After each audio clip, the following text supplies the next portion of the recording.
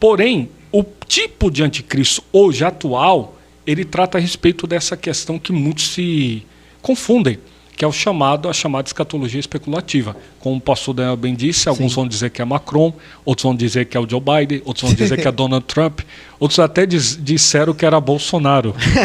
Também não pode... Mas está mais para Lula. Aí o que acontece? Qual que é a grande problemática? Pegam-se a expressão chamada, né, etimologicamente falando, o significado dos nomes, para fazer eu vou colocar aqui a expressão, dentro da figura de linguagem teológica, um anagogismo. O que é anagogismo? É códigos e figuras para interpretação. Isso é um grande perigo, dependendo do contexto. Sim, Por quê? sim. Porque eu posso pegar um nome isolado, colocar no hebraico e pode dar o 66. Dentro da numerologia hebraica. Só interrompendo o seu um pouquinho, Por favor. o pessoal pega e fala que o www é em Muito hebraico bem. da vav, que seria Equivalente- 666. Mas se você pegar 666, não é vav. Exatamente. E qual que é Já é outro número, né? Exato. E qual que é a outra questão importante? Que o www foi o quê? Iniciando a internet. A internet que dominaria o mundo e a besta que vai subjugar a todos. Este ponto se aplica à escatologia especulativa.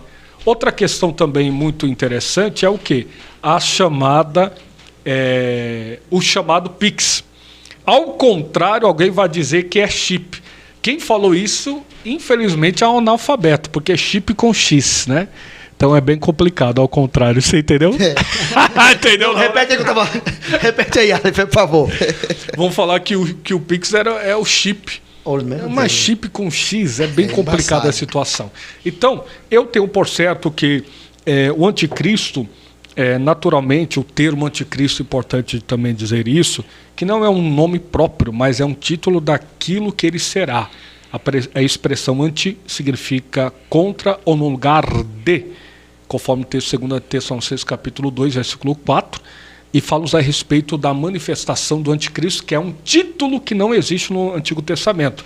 Isso é de cunho joanino, neotestamentário, que se aplica ao apóstolo João, discípulo amado. Sim. Frisa o texto de 1 João, capítulo 2, versículo 18. Meus filhinhos, é já a última hora.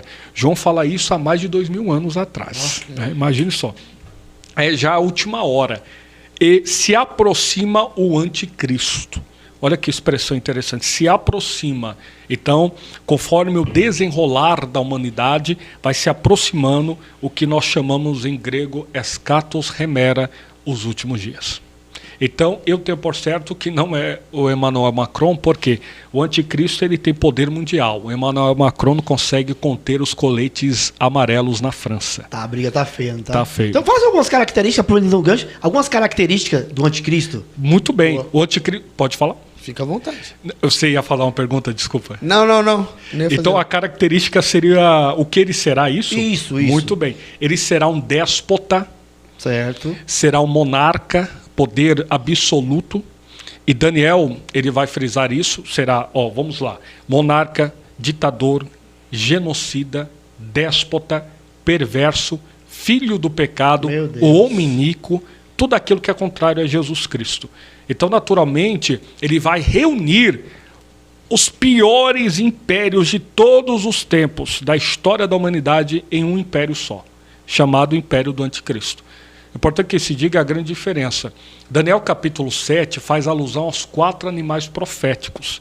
Esses 4 animais proféticos se aplicam naturalmente a 4 impérios. A Babilônia, Império Medo-Persa, Império Grego-Macedônio e Império Romano. O Império Romano teve a sua ascensão no ano 753 a.C., dividido em 3 períodos. Período da República, período monárquico e período do Império. O mais terrível de todos é considerado como o Império Romano, que é truculento. Certo. Ele, na estátua escatológica do livro do profeta Daniel, importante dizer que Daniel é possuidor de cerca de 12 capítulos, 357 versículos, dividido em 2 partes. Capítulo 1 ao capítulo 6 é a história, capítulo 7 capítulo 12 é escatologia. E Daniel capítulo 2 em especial fala a respeito da estátua escatológica do sonho de Nabucodonosor. A estátua, a cabeça de ouro, peito e braços de prata, ventre e coxa de cobre, pés e pernas em parte ferro e em parte barro. Interessante dizer que os 10 dedos dos pés representam os 10 impérios, ou simplesmente os 10 fragmentos da queda do Império Romano. Meu Deus. E o ferro representa a sua truculência e o barro a sua fragilidade. Fragilidade da vaidade e truculência das armas. Pastor Aleph. Dá um corte, hein? Vai. Então descarta o Lula, né? Que ele tem 9 dedos. Tiraram o cara da jogada.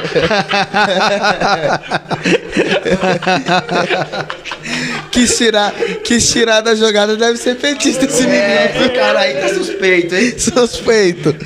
Pastor Aleph, falamos aqui sobre o arrebatamento, que pode ser a qualquer momento, a qualquer segundo, ele pode acontecer, não depende de nada nem de ninguém, Perfeito. Dentro da visão pré-milenista dispensacionalista. certo? Aí eu quero te Clássica. perguntar o seguinte: Jesus vem, arrebata a sua igreja. Cara, o que vai acontecer com quem não for arrebatado? Muito bem. Depois do arrebatamento, o que acontece aqui? Mas antes disso, vamos anunciar nossos patrocinadores, Cauã. Segura essa pergunta aí. Vou segurar. Pessoal de casa aí, pastor Aleph vai falar. Jesus vai vir arrebatar a sua igreja. Nem todos vão subir, né, pastor Aleph? Ou todos vão subir? Não. Todos que de cristão vão subir? Não. Não. Já respondo de cara. Vai embora. Não. Não. Não Então, vão subir todos, não. Alguém vai ficar. E vai ter um fenômeno aqui, Alguma coisa vai acontecer. com o nome aqui de grande tribulação. Isso. Beleza? Então vai acontecer uma tal de grande tribulação. E eu quero perguntar pro pastor, o que é que vai acontecer nesse período aí da grande tribulação? Mas antes, vamos dar uma pausinha. Nossos patrocinadores, calma, vamos pra cima. Vamos lá? Então quero começar aqui pelo nosso capitão, nosso grande amigo, parceiraço, Biraluz, né, pastor Daniel? É isso aí, Cauã. Pensou em caixa de luz e poste, pastor Aleph? Tem que chamar o capitão. Biraluz. Olha aí. O melhor preço de São Paulo em caixa de luz e poste. O homem tem as manhas, hein, Cauã? É. O homem tem as manhas. Se não tem as manhas, Não entra não. sem a ajuda do Biraluz, hein? É. Porque o homem é profissional. Pastor Aleph, tem muita briga de casal, tem muita briga de sogra com genro. Por quê? Porque a luz é compartilhada. É. E na hora de pagar a conta, Cauã, Na hora de ruim. dividir, foi sua chapinha, foi o seu ferro, você demorando no chuveiro. Gente, sai desse problema, chama o Biraluz, resolve isso e seja feliz, né, pastor Daniel? Biraluz. É isso aí, chama o capitão que o capitão resolve, hein? Também os nossos queridos amigos da Leal Lima Imóveis. Fiquei sabendo que até bombeiro da praia procura socorro com o Leal Lima quando o assunto é casa. Ah, Cauã, na Baixada Santista, em todo o litoral sul de São Paulo, a melhor imobiliária, Leal Lima Imóveis. Aleph, Muito tá precisando bom. descansar, comprar uma casinha na praia? Chama o homem aqui é bom, hein? Chamaram. Leal Lima Imóveis, a melhor da Baixada Santista. Certeza de um negócio seguro do começo ao fim, hein, Cauã? Exatamente, pessoal. Chama lá, Leal Lima Imóveis, os melhores da região. E também os nossos queridos amigos e parceiros da Pizzaria Nova Canaã, né, pastor Daniel? Aí sim, hein? A melhor pizzaria da Vila Missionária e região. Pizzaria Nova Canaã, Cauã. É entrega rápida, Opa, preço justo demais. e a melhor qualidade da Zona Sul de São Paulo é ela. Pizzaria Nova Canaã. É isso aí, lá tem muitas inovações. Experimentei esses dias uma pizza de Big Mac. Meu Deus, o negócio é do céu. Você já não gosta, né? É isso E a aí. equipe aqui gosta da pizza? Oh, meu Deus do céu. Tem um menino aqui que pega assim, ó, 2 pedaços, dobra e manda pra dentro. Não vou falar o nome Famoso dele, não. sanduíche. Famoso sanduíche. É isso aí. É isso aí, gente. Podcast ADUNT em Foco. O podcast que mais cresce aqui na Zona Sul de São Paulo. E hoje a nossa enquete é Apocalipse, capítulo 6, verso 2. Quem é esse homem aí montado no cavalo branco que saiu vencendo para vencer? Será que é Jesus? Como é que tá aí, pessoal, a nossa enquete aí? Como que tá a nossa enquete, a participação, a interação aí do nosso público aqui do podcast ADUNT em Foco. Pessoal, não pode se esquecer de dar o like, não pode se esquecer de se inscrever no canal, acionar o sininho lá, né, Cauã? Isso aí. Assina o sininho aí, aciona, melhor dizendo, pra você ficar por dentro de todas as nossas novidades. E pastor Daniel, esse mês Tá recheado de novidade, hein? Tem muita novidade Mas vindo não por vou aí, hein, soltar, Cauã? não vou falar hoje. Vocês vão ficar aí Tem só com um muita salzinho na boca. novidade aí, hein? Fala aí, Léo. Lê o versículo pro pessoal, porque a maioria talvez não esteja com a Bíblia, não esteja nem entendendo o que é a respeito do cavaleiro. Maravilha, Era então vai bom lá, ler Cauã. o versículo. Tá até aberto aqui. Galera, ó, a enquete hoje vai se tratar no capítulo 6 do livro de Apocalipse, verso 2, que diz: E olhei, e eis um cavalo branco, e o que estava assentado sobre ele tinha um arco, e foi-lhe dada uma coroa, e saiu vitorioso para vencer. Essa é a enquete. Então, dá a sua opinião aí. Quem é esse cavaleiro misterioso? Quem é? Será que é Jesus, Cauã? Vamos ver. Ele saiu vencendo pra vencer. No cavalo branco? Meu Deus. Tudo diz que é? Mas será? Aponta Vai lá, para Léo. ele. Não, eu vi o Aleph abrir o livro ali, eu vou aproveitar que estão ao vivo, eu quero o meu, hein, mano? Aí. Que bom já, hein? Tem algum comentário? Vamos aproveitar e interagir um pouquinho também com o nosso público aí. O Alex em Minas pediu pra mandar um abraço pra ele lá. Alex, um abraço. abraço do tamanho Abraço, da distância, Alex. hein? Junto. É isso aí. Juvenaldo mandando a paz. Suzana Rodrigues falando aula. Minha esposa, hein? Aí, ó, aproveita aí. Posso? Ô, maravilha. vontade, Quero cara. mandar um abraço, um beijo especial para minha esposa e a minha querida filhinha Heloísa Lopes. Deus Aê. abençoe. Cantora Suzana, toda a Nossos família. pastores presidentes, nossa Sandra e Nilton estão online também. Um abraço, mandando a abraço paz. pros nossos Deus pastores. abençoe. Tá bombando aqui. Ô, isso aí. maravilha. Então vamos pra pergunta. Bora. Vou repetir a pergunta, tá bom, pastor Aleph? Por favor. Depois do arrebatamento, nem todos serão arrebatados, é claro, a Bíblia diz isso claro. O que acontecerá para quem ficar, para quem não for arrebatado, pastor Aleph? Esse período aí, como ele é chamado e o que acontecerá? Muito bem. Esse livro explica detalhes. Mas, naturalmente, nós temos aí o período chamado de Grande Tribulação. Como que chama? Grande tribulação ou grande aflição.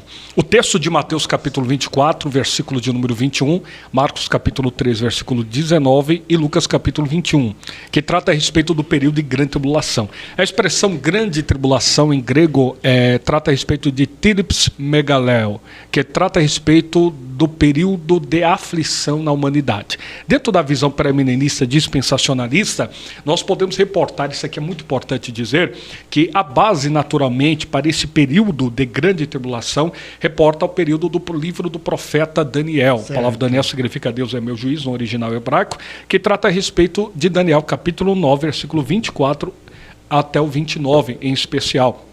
E fala a respeito simplesmente da manifestação da contagem da semana de anos. É importante ressaltar que seria 70 semanas de anos, equivalente a 490 anos. Dentro da perspectiva escatológica, se aplica no texto de Sefer Vaikra, livro de Levítico, capítulo 25, versículo 8, o termo Shavuá, ou Shavuá, que trata a respeito de anos. Então, naturalmente, dentro dessa visão, nós estamos na 69ª semana de anos. O período da lacuna profética aplica-se à igreja. E esses 7 anos, que são os últimos anos desse período de contagem, esse período de contagem iniciou-se no período da restauração da nação de Israel, ou em especial a nação de Judá, capital Jerusalém, no ano 445 a.C., através do edito de Artajerjes, que trata a respeito da liberação para Neemias restaurar Jerusalém. Perfeito. E dentro desse contexto, Neemias foi governador de Jerusalém por cerca de 13 anos. E nessa perspectiva, ele restaura Jerusalém. E dada essa concepção, nós temos 3 divisões aqui, que é a primeira divisão da restauração, a segunda do Messias e a terceira e última divisão da grande tribulação. Esse é o período dos 21 juízos de Deus relatado em Apocalipse. 7 selos, 7 trombetas e 7 taças. Meu Deus. E aí? E quem ficar, não for arrebatado, o que é que vai acontecer aqui para quem ficar? Muito bem. Passará por um período de falsa paz. Inicialmente, eu estou tentando sair um pouco do texto da pergunta para a gente jogar no final, né? Tá. Mas, iniciando o período Só da um falsa esporte. paz, né? Exatamente. Nós estaremos... Nós não. Está repreendido. Oxe, lá ele, pastor. O Cauã vai estar, não é? O Cauã vai estar? Não vai não, né? Então, vai. quem estará no período da grande tribulação vai ser governado pela chamada tríade satânica, que seria o dragão, o anticristo e o falso profeta. O dragão é a imagem de Satanás, o anticristo... trio, hein? Trio maligno, né? Meu Deus. É importante dizer o texto de Isaías capítulo 14, que eu subirei acima das estrelas, serei semelhante ao Altíssimo. Então, naturalmente, o inimigo sempre quis ser semelhante ao Altíssimo. Então, até no pensamento da Trindade, a grande tribulação, o inimigo Olha vai querer só. ser. Que é o quê? O dragão é o falso Deus, o anticristo o falso Cristo e o falso profeta, o falso Espírito. Então, eles vão ser governados por essa tríade satânica que fará um governo único, uma única moeda, um único exército e uma única religião. O que eles sofrerão? 3 anos e meio de falsa paz, que seria o período inicial do governo do anticristo, e depois desses 3 anos e meio, segundo a visão pré-milenista dispensacionalista, ele quebrará o pacto firmado com Israel, conforme o texto de Daniel, capítulo 9, versículo 24 ao 27, e ele fará agora a guerra contra a nação de Israel. Quem serão os santos perseguidos na grande tribulação? A nação de Israel. Será os santos perseguidos na grande tribulação e aqueles que não professarem a verdade em Cristo Jesus, mas terão a oportunidade de confessar através do testemunho e do sangue. Olha só, hein? E a igreja nesse período? A igreja nesse período estará no que nós... A igreja não, quem ficou? Quem Se ficou? dizia igreja e ficou. Muito bem. Aí nós fazemos a separação entre os discípulos e os seguidores. Certo. Discípulo é aquele que aprende e aplica. Seguidor é aquele que segue por curiosidade. Fala, repete de novo aí, pastor. Muito bem. Discípulo e seguidor. Discípulo é aquele que aprende e aplica. Seguidor é aquele que segue por curiosidade. Existem muitos seguidores e poucos discípulos. Meu Deus. Eu começo a dizer também uma frase interessante de John Wesley, que eu sempre digo nas minhas pregações, que o Senhor, por bondade, tem nos dado graça para ministrar o Evangelho. Ele declara, John Wesley, a conversão tira o cristão do mundo, mas a santificação tira o mundo do cristão. Existe muita gente convertida, pouca gente santificada. Conversão, mudança de rota. Santificação, mudança de caráter. Meu Deus. Dá um corte também? Perfeito, Dá um hein? corte. E aí? Ficou, não foi?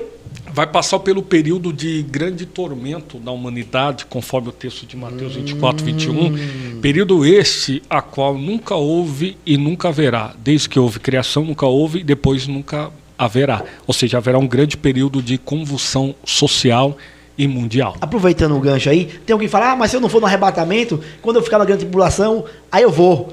Eu vou fazer tudo para ir. Olha aí. E aí? Vai ser muito pior. Por quê?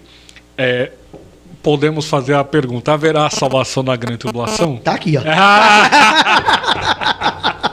Então vou esperar o senhor perguntar. Já emenda. Haverá salvação na grande tribulação? Dentro dessa questão, pelo pensamento bíblico, nós temos o texto de Apocalipse, capítulo de número 6, falamos a respeito sobre o interlúdio apocalíptico. O que é um interlúdio? Seria simplesmente uma questão de breve pausa de tempo na literatura mundial. Dentro da literatura escatológica apocalíptica, nós entendemos como interlúdio uma breve pausa de tempo na revelação para entrar uma outra revelação.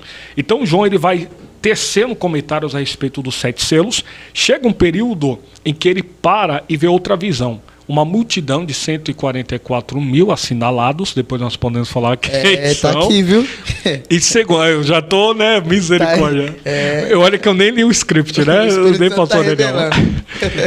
Aí a segunda multidão é uma multidão que não se podia contar. A primeira se conta, a segunda não se conta. A primeira que se conta é para a pregação da grande tribulação. A segunda que não se conta é para a salvação, para a glória de Deus. Então nós temos aqui uma questão importante. Haverá salvação na grande tribulação? Sim, haverá salvação. Porém, o texto fala-nos a respeito que estes são aqueles que lavaram as suas vestiduras no sangue do Cordeiro. Ali nós temos uma noção básica que trata a respeito do testemunho, a qual muitos passarão pelo testemunho do martírio. Serão mortos porque não negarão a Jesus Cristo. Aí nós temos também outras visões que trata a respeito do texto de Apocalipse, capítulo de número 6. Eles são, em especial, 6:9, que fala a respeito das almas que clamam debaixo do altar de Deus por justiça. Aí nós temos também o texto de Apocalipse, que fala a respeito da grande salvação. Estes são aqueles que vieram de grande tribulação. Então existe uma continuidade ali. Não é da grande tribulação, é de grande tribulação. Né? Então nós temos ali uma continuidade. A preposição de indica continuidade. Então é um período de grande tormento que eles virão para a salvação eterna. Então entende-se que não vai ser tão fácil assim não, né? Não será. Posso apertar ele um pouquinho já? Pode. Então, são quantas classes de salvação? Igreja, você falou que os santos são judeus e esses ímpios aí. Como que encaixa? Como consegue Muito encaixar? bem. Encaixa-se conforme o texto de Efésios, que Jesus tirou, quebrou, arrancou a parede que fazia a separação e de dois povos, judeus e gentios, fez um povo só. Então, todo esse povo que será salvo será em um só, que é Jesus Cristo. Então, creu, recebeu a salvação pela fé, é salvo e se torna a igreja de Jesus. Então a igreja sobe duas vezes, no arrebatamento Jamais. e após. A igreja continua sendo militante.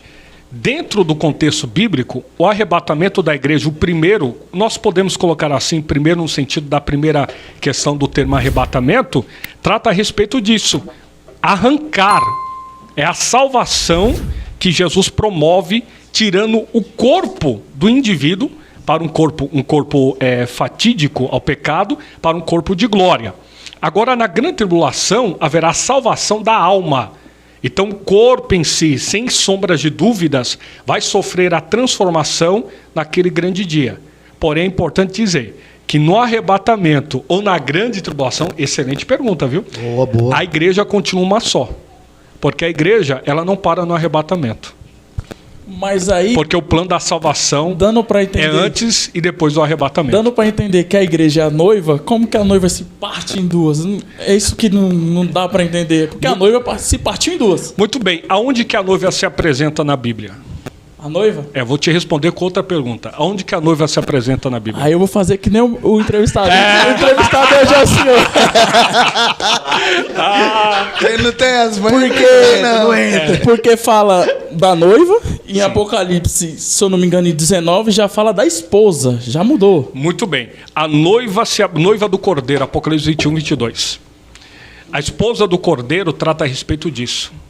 A esposa do Cordeiro para as bodas do Cordeiro. Apocalipse 19, versículo 7. Bem-aventurados que são chamados as bodas do Cordeiro.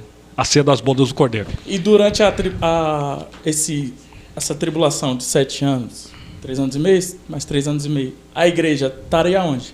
A igreja estaria no céu com Cristo, de fato, e aqueles que foram morrendo e não negaram a Jesus Cristo, conforme o texto bíblico declara, importante também se aplicar, conforme a Bíblia, tá? Não é a minha visão, é a Bíblia. Sim, perfeito. Apocalipse 2,7, ser fiel até a morte e dar-te a coroa da vida. Apocalipse 3,11, guarda o que tu tens para que ninguém tome a sua coroa. Nós temos, no mínimo ali, 3 tipos de profecia, passado, presente e futuro. Se aplica ali à igreja o presente e o futuro. Presente hoje, guarda o que tu tens. No futuro, se o anticristo, para quem ficar, querer roubar, de fato, a coroa da salvação, permanece firme, porque se for fiel até a morte, eu vou te dar a coroa da vida. Então nós temos aqui essa questão. A grande problemática do pensamento que refuta a visão pré-milenista dispensacionalista é dividir essa expressão igreja, né? A igreja, então, é 2 igrejas. Não, é uma só. Assim como nós somos igreja aqui, a igreja, aqueles que morreram em Cristo Jesus, não são igreja? Sim. Então, respondida a pergunta nesse contexto. Boa, Ou estou errado? É porque Mas eu quero parabenizar Boa pela pergunta. excelente pergunta. Excelente pergunta. tanto... Qual o nome do senhor? Leonardo. Tá casado, solteiro? Casado. Ó, que benção. Então tá com o casamento renovado, ó. Porque tanto pré, pós ou mid, que eu acho que vocês vão entrar ainda no assunto, eu pendo mais pro pós. Posso, muito Então, bem. tudo que o senhor vai falando pra mim, eu concordo. Só não é Na cronológico, divisão. linear. Pra mim, é depois. Que eu acredito Perfeito. no arrebatamento secreto, que a igreja vai... Pra mim, ela vai bater e voltar. encontrar bate com e volta. Jesus nos ares e desce. Muito bem. E dentro da visão pós-milenista, se me Fica à permite vontade. perguntar, como é um diálogo Então abençoador está em aqui, casa, né? então está em casa. Uma pergunta ao nobre companheiro pós-tribulacionista. Aonde que na visão pós-tribulacionista a igreja entra no céu?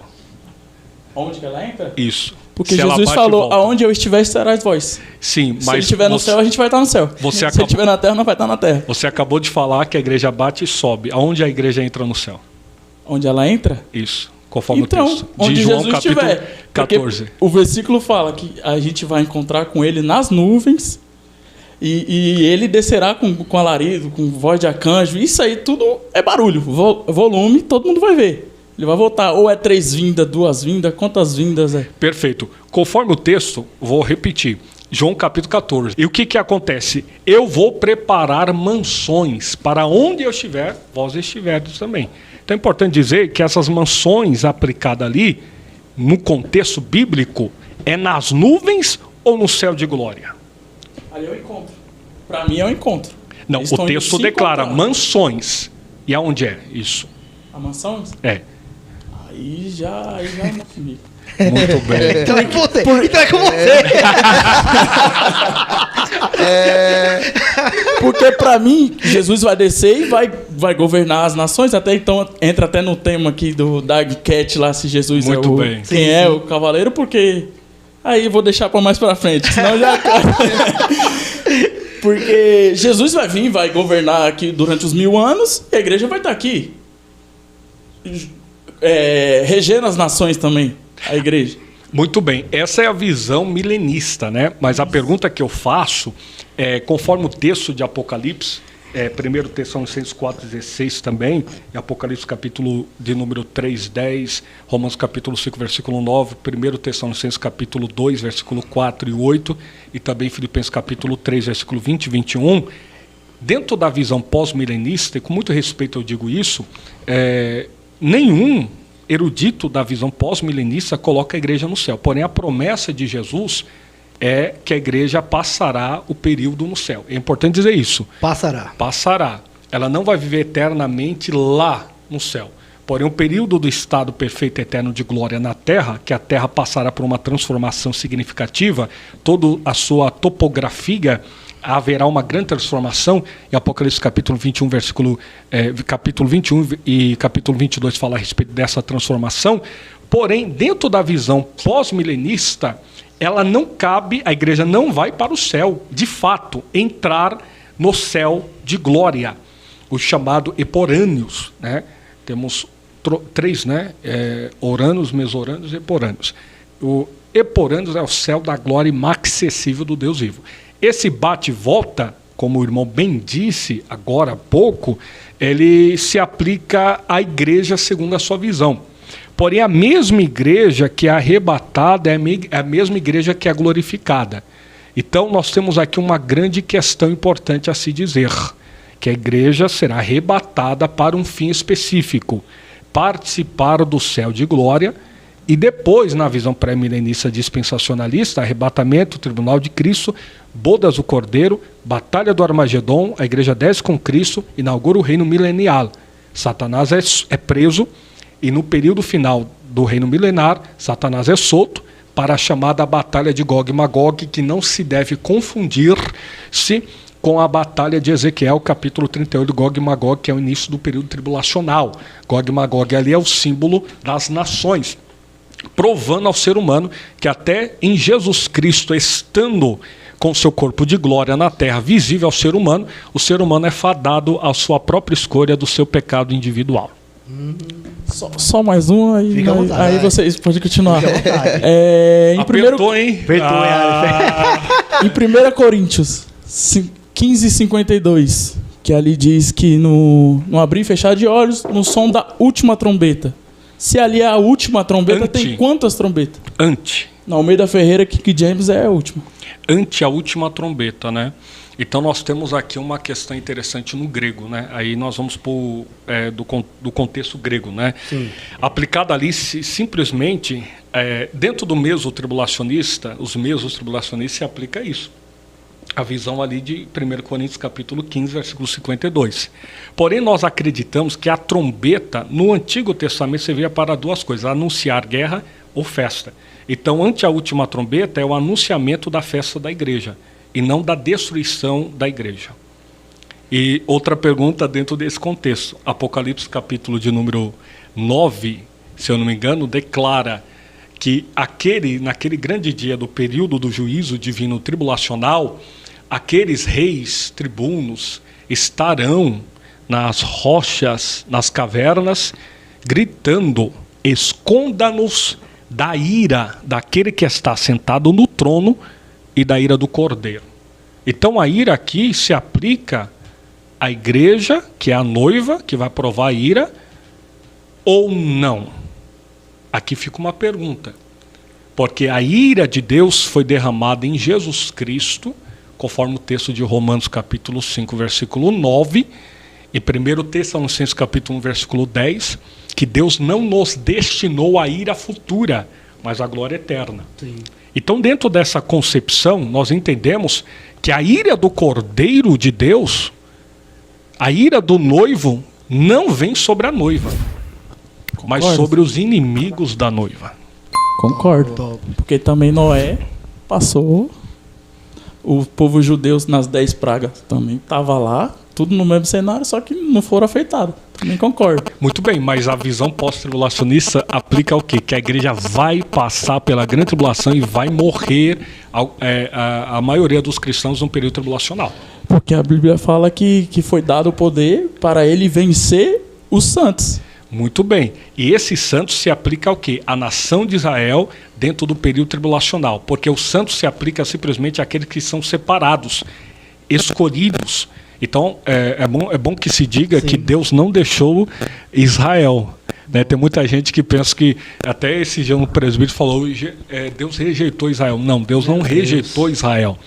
Israel continua como um povo escolhido para Deus. Tanto é que Romanos, capítulo 9, 10 e 11, Paulo vai falar. Capítulo 9, o passado de Israel. Capítulo 10, o presente de Israel. Capítulo 11, o futuro de Israel. Então, dentro dessa perspectiva pré-milenista dispensacionalista, a igreja será simplesmente arrebatada antes do período de grande tribulação. Porque a grande tribulação é para comprimir Israel com força, conforme o contexto bíblico nos apresenta. Em Mateus capítulo 24, versículo 20, orai para que a vossa fuga não seja no inverno e nem no sábado. Sim. Jesus ali faz uma questão interessante que eu digo, dentro das aulas de escatologia, a profecia parcial e a profecia integral. A profecia parcial é aquela que se cumpriu em partes. A profecia integral é aquela que se cumpriu completamente. Exemplo grande, um exemplo fidedigno, é o proto-evangelho. A palavra proto vem do grego protos, significa primeiro evangelho, Sefer Bereshit, livro de Gênesis 3,15, que a mulher dará à luz, a sua semente esmagará a cabeça da serpente e a serpente lhe ferirá o calcanhar. Isso se cumpriu. A semente é Jesus, a serpente é Satanás. Jesus venceu, esmagou a cabeça da serpente. Porém, essa é uma profecia integral, cumpriu-se. Qual que é a profecia do Antigo Testamento que é considerada parcial? A profecia relacionada, conforme o texto de Jeremias 30, versículo de número 7. A angústia de Jacó. Então, quer dizer que os rabinos do Antigo Testamento, profetas, escritores, quando fala de Jacó, está falando da igreja. A angústia é para Jacó, e Jacó é relacionado a Israel. Então nós temos essa concepção, respeitando obviamente o pensamento dos nossos irmãos meso-tribulacionistas, pós-tribulacionista. Mas eu sempre digo, o que nos importa é chegar naquele grande dia diante do Senhor. Muito bem. Também, porque eu acredito assim, se Jesus vir antes, a gente é pré. Se vir no meio, a gente é mid. Se vir depois, nós é pós. É isso aí. O importante é ir. O importante é ser cristocêntrico. Mas a pergunta que não deixa calar, dentro da visão pós-tribulacionista, onde que a igreja se encaixa no céu? Onde eu falei, onde estiver, eu estarei com vós. Eu espero ter ajudado de alguma forma, não sei se... Então fala no microfone aí, Varo, me ajuda aí, vai. Não, tá certo. Ótima pergunta, ótima pergunta. Muito bem. Pastor Daniel, eu vi que ele já preparou aqui na Vai pauta embora. Vai embora. uma pergunta. Eu tenho uma história engraçada relacionada a isso. Certa feita, um arminiano e um calvinista estavam conversando. E o calvinista se estressou um pouquinho. Não é da produção, não, gente. Não é o calvinista da produção. Tem calvinista aqui? Tem. Ah! Quem você acha que é? Eu Quem sabia! você acha que é? Eu sabia! Mais ou menos. Sempre Mais tem, ou né? menos. Sempre tem. Certo. Sempre tem, né? Mas não foi ele. E o calvinista acabou se estressando e falou: mas em Apocalipse fala quantas pessoas vão ser salvas? É só 144 mil. Quem falou isso aí? Foi o arminiano ou o calvinista? Foi o calvinista. Aí a problemática é grande. E Isso aí faltou na EBD. faltou no EBD. E foi bem engraçado no momento, a gente riu, mas depois a gente entendeu, né? Porque Jesus morrer apenas por 144 mil pessoas Mas será que é só essa quantidade de salvos? Muito bem. Pois Ótima bem, pergunta. então quem são esses 144 mil? A pergunta é diretamente para mim, correto? Isso Exatamente. mesmo. Maravilha, eu tô vendo aqui que tá até em negrito de forma né, grande e tal. Quem são os 144 mil do livro de Apocalipse? É importante que você diga que os 144 mil, dentro da numerologia bíblica, se aplica ao número militar, que é o número da perfeição militar. Porém, os 144 mil, o texto é categórico em dizer que fala a respeito de 12 mil de cada tribo, equivalente a 144 mil. Esses 144 mil serão judeus assinalados que pregarão o evangelho na grande tribulação, segundo o pensamento escatológico. E como que dar-se-ia isso? São judeus convertidos que vão pregar aquela nação que é a escolhida. Então é importante se dizer isso, que em algumas traduções a tribo que não está nessa relação é a chamada tribo de Dan. E alguns vão dizer a tribo de Dan, no texto de Sefer Bereshit, Gênesis capítulo 49, que o patriarca Jacó, abençoando seus 12 filhos, no final da sua vida, ele declara que Adã, a tribo de Dan, no caso, em especial o filho dele, Dan, será serpente no meio do caminho. Olha só.